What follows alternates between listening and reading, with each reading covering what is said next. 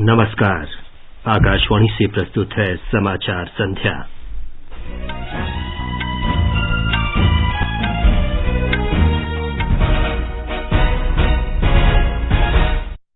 प्रधानमंत्री ने कहा, आर्थिक सुधारों की गति उत्साहवर्धक, अनावश्यक बाधाओं को दूर करने के लिए सरकारी प्रयास जारी। प्रधानमंत्री नरेंद्र मोदी जलवायु शिखर सम्मेलन को अब से कुछ देर बाद संबोधित करेंगे। सरकार किसानों के समग्र विकास और कृषि क्षेत्र में प्रोत्साहन के लिए हर संभव कदम उठा रही है। देश में कोविड से स्वस्थ होने की दर सुधरकर 94.89% हुई। आयुष्मान भारत कार्यक्रम के तहत स्वास्थ्य सेवाओं में सुधार। स्वास्थ्य मंत्री ने कहा, बेहतर चिकित्सा सुविधा सबके लिए उपलब्ध।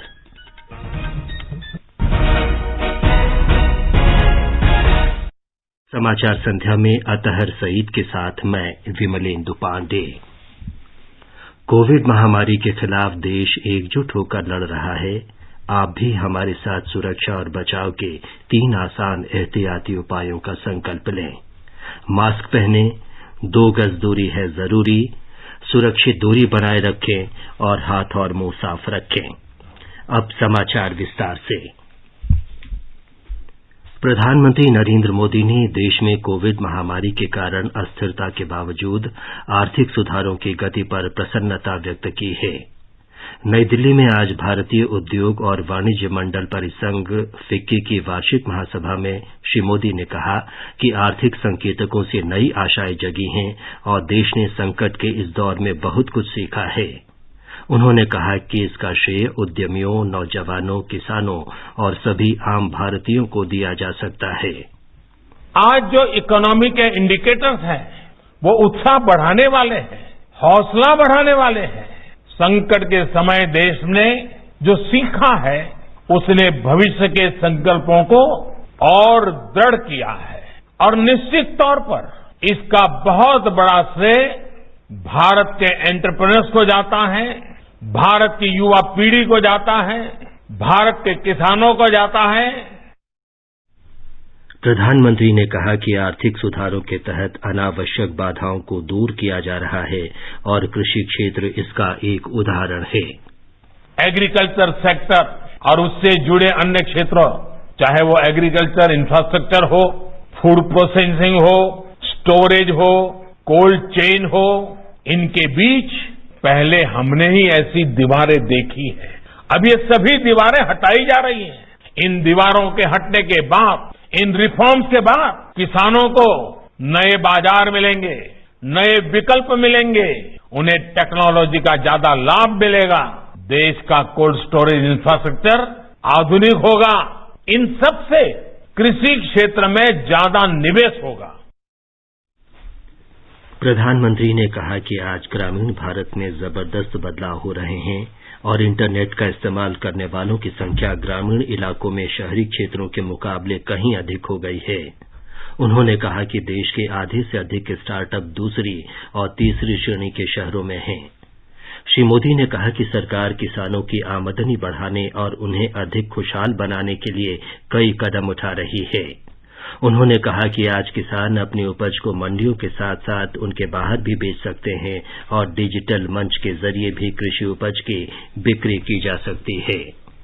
आज भारत का एग्रीकल्चर सेक्टर पहले से कहीं अधिक वाइब्रेंट हुआ है। आज भारत के किसानों के पास अपनी फसल मंडियों के साथ ही बाहर भी बेचने का विकल्प है। आज भारत में मंडियों का आधुनिकीकरण तो हो ही रहा है। किसानों को डिजिटल प्लेटफॉर्म पर फसल खरीदने बेचने का भी विकल्प दिया है। इन सारे प्रयासों का लक्ष्य यही है कि किसानों की आय बढ़े, देश का किसान समृद्ध हो।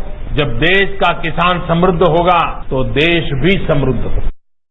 श्री मोदी ने कहा कि वैश्विक महामारी के दौर में देश ने अपने ज्यादातर नागरिकों की रक्षा करने में बड़ी कामयाबी हासिल की है। उन्होंने कहा कि भारत ने इस दौरान देश भर में लोगों की जीवन रक्षा के कार्य को प्राथमिकता दी और महामारी से निपटने के लिए कई अभूतपूर्व कदम उठाए। श्री मोदी ने कहा कि विदेशी निवेशकों ने कोविड के प्रकोप के दौरान भारत में रिकॉर्ड निवेश किया। उन्होंने कहा कि आत्मनिर्भर भारत अभियान देश में उच्च गुणवत्ता वाले उत्पाद बनाने की सोच पर आधारित है और इससे भारतीय उद्योग वैश्विक प्रतिस्पर्धा के योग्य बन सकेंगे। उन्होंने कहा कि सरकार चाहती है कि सभी पक्ष अपनी पूरी क्षमता और प्रतिभा का उपयोग करें और देश के विकास में भरपूर योगदान के प्रयास करें। उन्होंने कहा कि भारत में पिछले 6 वर्षों से यही हो रहा है। प्रधानमंत्री ने कहा कि भारत विश्व में सबसे कम कॉरपोरेट कर वाले देशों में है और यहां कर मूल्यांकन और अपील के मामलों में करदाताओं और अधिकारियों के बीच सीधे संपर्क की आवश्यकता नहीं रह गई है। वाणिज्य और उद्योग मंत्री पीयूष गोयल ने कृषि से जुड़े सभी व्यवसायियों और बुद्धिजीवियों से कृषि कानून के फायदों के बारे में बात करने का आग्रह किया है।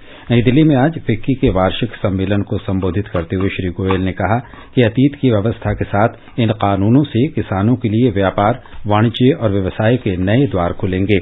उन्होंने कहा कि इससे ग्रामीण भारत में और निवेश आएगा तथा किसानों की आय बढ़ेगी। केंद्रीय कृषि मंत्री नरेंद्र सिंह तोमर ने कहा है कि सरकार किसानों के समग्र विकास और देश में कृषि क्षेत्र में प्रोत्साहन के लिए हर संभव कदम उठा रही है। उन्होंने कहा कि केंद्र द्वारा लाए गए सुधारों से देश में किसानों को लाभ मिलना शुरू हो गया है। श्री तोमर ने कहा कि आईटी क्षेत्र के इस्तेमाल से सरकार किसानों के लिए उपयोगी जानकारी के प्रसार के लिए संचार के आधुनिक साधनों का उपयोग कर रही है। देश में किसानों के डेटा बैंक बनाए जाने के बारे में कृषि मंत्री ने कहा कि इसका उपयोग किसानों को मृदा स्वास्थ्य के बारे में सूचित करने, बाढ़ की भविष्यवाणी और कृषि क्षेत्रों के भूमि रिकॉर्ड के रखरखाव के लिए किया जाएगा। श्री तोमर ने कहा कि सरकार का लक्ष्य कृषि को लाभप्रद बनाने के साथ ही किसानों के लिए आय सुनिश्चित करना है। 10वें नॉलेज एक्सचेंज सम्मेलन के उद्घाटन सत्र में कृषि मंत्री ने कहा कि देश में कृषि क्षेत्र नई पीढ़ी को अपनी ओर आकर्षित करने में सक्षम होगा। उन्होंने कहा कि आत्मनिर्भर भारत अभियान के तहत देश में कृषि के लिए बुनियादी ढांचा बनाने के वास्ते 1 लाख करोड़ रुपए की राशि का उपयोग किया जा रहा है।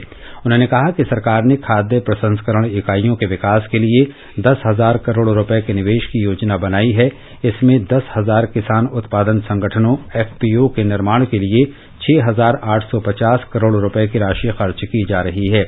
श्री तोमर ने यह भी बताया कि सरकार ने प्रधानमंत्री फसल बीमा योजना के तहत दावों के निपटान के लिए किसानों को 87,000 करोड़ रुपए का भुगतान किया है।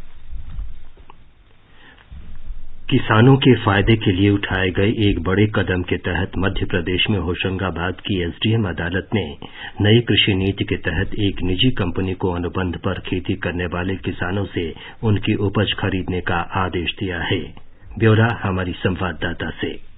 देश का संभवतः यह पहला मामला है जहां कृषि सुधार कानूनों के बाद त्वरित प्रशासनिक कार्यवाही कर किसानों को न्याय मिला है। एसडीएम पिपरिया नितिन टाले ने बताया कि किसानों से अनुबंध के बावजूद फॉर्च्यून राइस लिमिटेड दिल्ली द्वारा धान की खरीदी नहीं किए जाने के प्रकरण में जिला प्रशासन द्वारा यह कार्यवाही की गई है। नवीन कृषि कानून, किसान सशक्तिकरण और संरक्षण अनुबंध मूल्य आश्वासन और कृषि सेवा अधिनियम 2020 के प्रावधान अनुसार यह कार्यवाही की गई है। नए कृषक कानून का प्रयोग करते हुए कृषकों को अनुबंध अनुसार उच्चतम बाजार मूल्य की राशि उपलब्ध कराई गई है। इस फैसले से किसान खुश हैं। कंपनी द्वारा कॉन्ट्रैक्ट के बावजूद फसल की खरीदी नहीं किए जाने से किसानों को पहले आर्थिक नुकसान उठाना पड़ता था, लेकिन अब कृषि सुधार कानून के बाद इस तरह की प्रशासनिक कार्यवाही से किसानों के अधिकार सुरक्षित दिखाई दे रहे हैं। पूजा पीवर्धन, आकाशवाणी समाचार, भोपाल। कर्नाटक सरकार ने केंद्र सरकार द्वारा लागू किए गए कृषि कानूनों का विरोध करने वालों से विरोध के कारण स्पष्ट करने को कहा है। चिकबल्लापुर कृषि और ग्रामीण विकास बैंक की 77वीं महासभा को संबोधित करते हुए राज्य के स्वास्थ्य और चिकित्सा शिक्षा मंत्री डॉक्टर के सुधाकर ने कहा कि केंद्र और राज्य सरकारें किसानों के हित में हैं और वे कृषि कानूनों का विरोध करने वालों से बात करने को तैयार हैं। एक रिपोर्ट। कर्नाटक स्वास्थ्य एवं मेडिकल शिक्षा मंत्री डॉक्टर के सुधाकर जी ने बताया है कि कृषि कानून किसानों की भलाई के लिए है। इस कानून की वजह से किसान अपने फसल को कहीं भी बेच पाएंगे। मंत्री जी ने कहा कि कुछ लोग राजनीतिक कारणों से कानून का विरोध कर रहे हैं और किसानों को बरगला रहे हैं। उन्होंने बताया कि प्रधानमंत्री नरेंद्र मोदी जी किसानों के आमदनी को 2022 तक बढ़ाने की कोशिश में हैं और फार्म एक्ट इस दिशा में एक कदम है। सुधींद्र, आकाशवाणी समाचार, बेंगलुरु। ये समाचार हमारी वेबसाइट newsonair.com/hindi और हमारे mobile app news on AIR पर भी उपलब्ध हैं। सामान पैक कर दिया है, अपना ख्याल रखिएगा। और आप यहाँ परिवार का, माँ को अस्पताल लेके जाना है। और पैसे? अरे मैं ही तो जा रहा हूँ शहर, माँ का आयुष्मान भारत कार्ड तो यहीं छोड़े जा रहा हूँ ना। तो इससे यहाँ भी मुफ्त इलाज मिलेगा? हमारी ऐसी ही जरूरतों को समझकर प्रधानमंत्री जी ने कहा है, आयुष्मान भारत योजना के साथ एक बहुत बड़ी विशेषता पोर्टेबिलिटी की सुविधा भी है। पोर्टेबिलिटी ने देश को एकता के रंग में रंगने में भी मदद की है। यानी बिहार का कोई गरीब अगर चाहे तो उसे कर्नाटका में भी वही सुविधा मिलेगी जो उसे अपने राज्य में मिलती है। भारत सरकार की आयुष्मान भारत पीएम जय योजना दे रही है देश के 50 करोड़ से अधिक लोगों को प्रति वर्ष रुपए 5 लाख तक का मुफ्त इलाज। योजना के तहत लाभार्थियों के लिए कोविड-19 की जांच और इलाज मुफ्त है। 14555 पर कॉल कर योजना में अपना नाम जानिए और ई कार्ड बनवाने के लिए नजदीकी सीएससी केंद्र या सूचीबद्ध सरकारी या प्राइवेट अस्पताल जाएं। आयुष्मान भारत की छांव शहर हो या गांव, सूखा हो या बेमौसम की बरखा हो, कीड़ा लगे खेत में या दुविधा हो, बहुत ही कम प्रीमियम पे पूरी हो भरपाई, फसल बीमित रहे कटाई के बाद भी भाई। हाँ, ऋणी या अऋणी अब हर किसान लाभ उठाए, एक मौसम एक दर है, सब किसान बीमा कराए। प्रधानमंत्री फसल बीमा योजना से हर किसान मुस्काए। कृषि और किसान कल्याण मंत्रालय द्वारा किसान हित में जारी। ये आकाशवाणी है। आज अंतर्राष्ट्रीय स्वास्थ्य सेवा दिवस है। ये दिन स्वास्थ्य सुविधाओं को हर किसी की पहुंच के दायरे में लाने की आवश्यकताओं के बारे में लोगों और संस्थाओं को जागरूक करने के लिए मनाया जाता है। स्वास्थ्य मंत्री डॉक्टर हर्षवर्धन ने कहा है कि आयुष्मान भारत कार्यक्रम से देश में सभी स्तरों पर स्वास्थ्य सेवा प्रणाली में समूची क्रांति आने के साथ ही सुरक्षात्मक स्वास्थ्य सेवाओं पर बल दिया गया है। आज अंतर्राष्ट्रीय स्वास्थ्य सेवा दिवस के अवसर पर आयोजित कार्यक्रम की अध्यक्षता करते हुए उन्होंने कहा कि आयुष्मान भारत की 2 शाखाओं स्वास्थ्य और कल्याण केंद्र तथा प्रधानमंत्री जन आरोग्य योजना के माध्यम से देश के करोड़ों लोगों के लिए उचित स्वास्थ्य सेवा सुलभ की गई है। उन्होंने कहा कि आयुष्मान भारत प्रधानमंत्री जन आरोग्य योजना के तहत सबसे गरीब नागरिकों को 1 करोड़ 45 लाख से अधिक निःशुल्क उपचार प्रदान किया गया है। डॉक्टर हर्षवर्धन ने कहा कि कोविड-19 ने स्वास्थ्य देखभाल प्रणाली की सभी के लिए पहुंच सुनिश्चित करने की आवश्यकता को बढ़ाया है। स्वास्थ्य मंत्री ने 5वां राष्ट्रीय परिवार स्वास्थ्य सर्वेक्षण भी जारी किया। इसमें देश के राज्यों और केंद्र शासित प्रदेशों की जनसंख्या, स्वास्थ्य और पोषण के बारे में विस्तृत जानकारी है। ये एक वैश्विक रूप से महत्वपूर्ण डेटा स्रोत है। उन्होंने कहा कि इसके दूसरे चरण का काम अगले वर्ष मई तक पूरा किया जाएगा। डॉक्टर हर्षवर्धन ने बताया कि वर्तमान सर्वेक्षण में मातृ और बाल स्वास्थ्य संकेतकों में पर्याप्त सुधार दर्ज किया गया।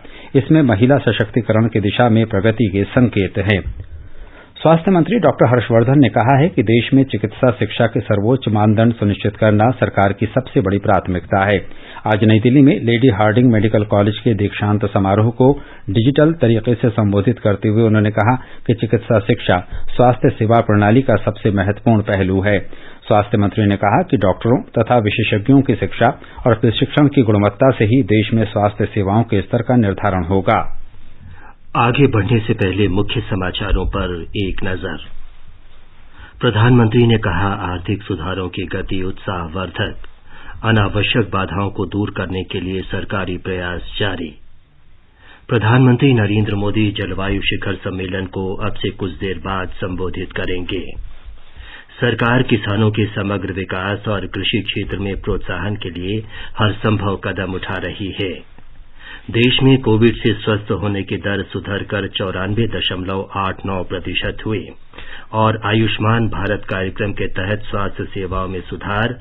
स्वास्थ्य मंत्री ने कहा बेहतर चिकित्सा सुविधा सबके लिए उपलब्ध। देखकर गर्व होता है जिनके पास नहीं थे रहने को घर, उनके लिए बन रहे हैं पक्के मकान। चूल्हे पर निर्भर माताओं को उज्ज्वला योजना ने दिया कुकिंग गैस का वरदान। जहां शौच की उचित व्यवस्था नहीं थी, हो रहा शौचालयों का निर्माण। टेक्नोलॉजी, मेडिसिन, अंतरिक्ष, शिक्षा, इंफ्रास्ट्रक्चर, हर क्षेत्र में नया भारत छू रहा आसमान। और यह सब संभव करते हैं आप अपने एडवांस टैक्स के योगदान द्वारा। देश का ईमानदार टैक्स पेयर राष्ट्र निर्माण में बहुत बड़ी भूमिका निभाता है। जब देश के ईमानदार टैक्स पेयर का जीवन आसान बनता है, वो आगे बढ़ता है, तो देश का भी विकास होता है, देश भी आगे बढ़ता है। अपने अग्रिम आयकर की तीसरी किश्त 15 दिसंबर तक जमा करें। यदि TDS या TCS के बाद आपकी टैक्स लायबिलिटी 10,000 रूपए से ज्यादा है तो अग्रिम आयकर जमा करना अनिवार्य है। देश की प्रगति में अपना योगदान दें। प्रत्येक आयकर दाता एक राष्ट्र निर्माता। पेरिस समझौते के 5 वर्ष पूरे होने के अवसर पर प्रधानमंत्री नरेंद्र मोदी अब से कुछ देर बाद जलवायु शिखर सम्मेलन को संबोधित करेंगे। संयुक्त राष्ट्र, ब्रिटेन, फ्रांस, चिली और इटली इस शिखर सम्मेलन की मेजबानी कर रहे हैं। ये सम्मेलन नेताओं को पेरिस समझौते के तहत नई महत्वाकांक्षी प्रतिबद्धताओं की घोषणा करने का एक मंच प्रदान करेगा।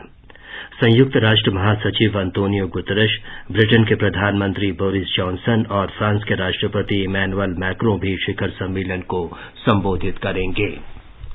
भारत, ईरान और उज्बेकिस्तान के बीच चाबहार बंदरगाह के संयुक्त उपयोग पर त्रिपक्षीय कार्य समूह की पहली बैठक सोमवार को होगी। विदेश मंत्रालय की विज्ञप्ति में कहा गया है कि भारत चाबहार का पारगमन बंदरगाह के रूप में उपयोग करने के उज्बेकिस्तान के हितों का स्वागत करता है। विज्ञप्ति में कहा गया है कि इससे क्षेत्र के व्यापारियों और कारोबारी समुदाय के लिए नए आर्थिक अवसरों के द्वार खुलेंगे। भारतीय अंतरिक्ष अनुसंधान संगठन इसरो श्रीहरिकोटा के सतीश धवन अंतरिक्ष केंद्र से आगामी 17 दिसंबर को संचार उपग्रह CMS-01 का प्रक्षेपण करेगा। इसे PSLV C50 से दोपहर बाद 3:41 पर छोड़े जाने का कार्यक्रम है। ये पोलर सैटेलाइट लॉन्च व्हीकल का 52वां अभियान होगा। CMS-01 उपग्रह अंडमान निकोबार और लक्षद्वीप के लिए विस्तारित C बैंड सेवाएं प्रदान करने का काम करेगा। ये भारत का 42वां संचार उपग्रह होगा। भारत में कोविड महामारी से स्वस्थ होने की दर बढ़कर 94.89% हो गई है। पिछले 24 घंटों में 33,494 रोगी ठीक हुए हैं। स्वास्थ्य मंत्रालय ने बताया है कि देश में अब तक स्वस्थ हुए लोगों की संख्या 93,24,000 से अधिक हो गई है। इस समय इलाज करा रहे रोगियों की संख्या संक्रमण की पुष्टि वाले रोगियों के मुकाबले सिर्फ 3.66% है। देश में इलाज करा रहे रोगियों की संख्या 3,59,819 है। पिछले 24 घंटों में करीब 30,000 नए रोगी सामने आए, जिससे देश में अब तक संक्रमण के शिकार लोगों की संख्या 98,26,000 से अधिक हो गई है। इस समय भारत में महामारी से मृत्यु दर 1.45% है, जो दुनिया के अन्य देशों की अपेक्षा काफी कम है। पिछले 24 घंटों के दौरान कोविड महामारी से 442 मौतें हुई हैं। देश में अब तक मृतकों की संख्या 1,42,628 हो गई है। केरल में कोविड संक्रमण के मामलों में लगातार वृद्धि हो रही है। आज 5,949 पॉजिटिव मामलों की पुष्टि हुई है और 5,268 मरीज ठीक हुए हैं। इस बीच 32 लोगों की आज मृत्यु होने से राज्य में मरने वालों की संख्या बढ़कर 2,594 हो गई। गुजरात सरकार ने राज्य में शादी समारोह के लिए ऑनलाइन पंजीकरण अनिवार्य कर दिया है। राष्ट्रीय सूचना केंद्र NIC ने शादी समारोह आयोजित करने के वास्ते ऑनलाइन पंजीकरण करने के लिए एक सॉफ्टवेयर तैयार किया है, जो डिजिटल गुजरात पोर्टल पर एक्टिवेट कर दिया गया है। ब्यौरा हमारे संवाददाता से। गुजरात में हाल ही में बड़ी संख्या में हुए शादी समारोह को देखते हुए राज्य सरकार ने अब सभी शादी समारोह के आयोजन के लिए ऑनलाइन मंजूरी लेना आवश्यक कर दिया है। आधिकारिक सूत्रों के अनुसार राज्य में अब शादी समारोह के आयोजन के लिए www.digitalgujarat.gov.in पर अनिवार्य रूप से पंजीकरण करवाना होगा। ऑनलाइन आवेदन के बाद आवेदक को इस पंजीकरण की प्रिंट आउट या उसकी PDF फाइल अपने पास रखनी पड़ेगी और जरूरत पड़ने पर पुलिस या प्रशासन के किसी भी अधिकारी को मांगे जाने पर वह दिखानी पड़ेगी। राज्य में कोविड-19 महामारी की स्थिति के मद्देनजर यह फैसला किया गया है। कोविड-19 की मार्गदर्शिका के अनुसार राज्य में शादी या शादी के सत्कार समारोह में 100 से ज्यादा लोगों को आमंत्रित करने पर पाबंदी है। योगेश पंड्या, आकाशवाणी समाचार, अहमदाबाद।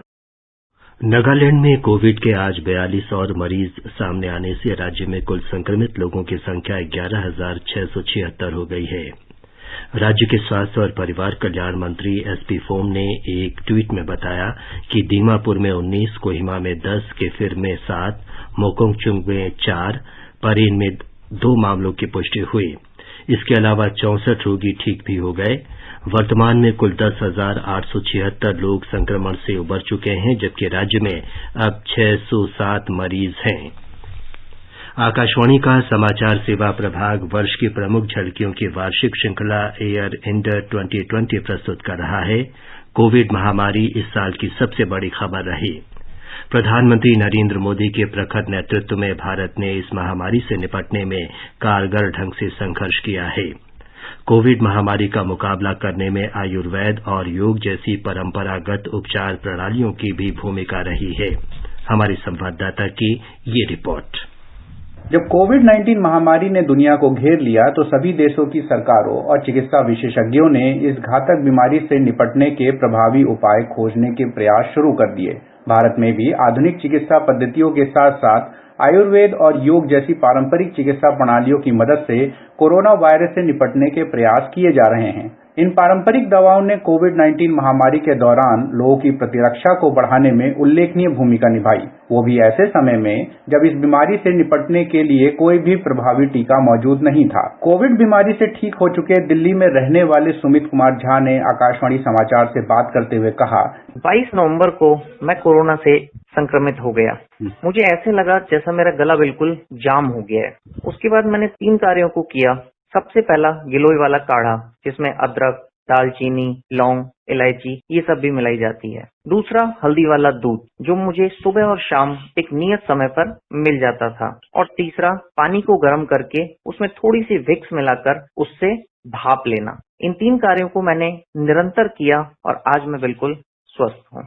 सरकार आधुनिक चिकित्सा पद्धतियों और पारंपरिक चिकित्सा प्रणालियों के एकीकरण के लिए कई कदम उठा रही है। साथ ही परीक्षण किए जा चुके पारंपरिक चिकित्सा उत्पादों और प्रणालियों के वैज्ञानिक सत्यापन की दिशा में भी काम किया जा रहा है। इसके अलावा सरकार देश भर में 1,50,000 स्वास्थ्य व कल्याण केंद्र स्थापित करने के लिए काम कर रही है, जिनमें से 12,500 आयुष कल्याण केंद्र पूरी तरह से आयुर्वेद को समर्पित होंगे। भूपेंद्र सिंह, आकाशवाणी समाचार, दिल्ली। अनेक गैर सरकारी संगठन और सामाजिक कार्यकर्ता कोविड-19 महामारी के दौरान जनसेवा के कार्य में लगे हुए हैं। अशरफ पटेल उनमें से एक हैं, जिन्हें हाल ही में श्वाब फाउंडेशन की ओर से स्थापित इस वर्ष का सामाजिक उद्यमी पुरस्कार से सम्मानित किया गया। पिछले महीने एक वर्चुअल समारोह में महिला और बाल विकास मंत्री स्मृति ईरानी ने ये पुरस्कार प्रदान किए। अशरफ पटेल प्रवाह और कम्युनिटी यूथ कलेक्टिव के सह संस्थापक हैं।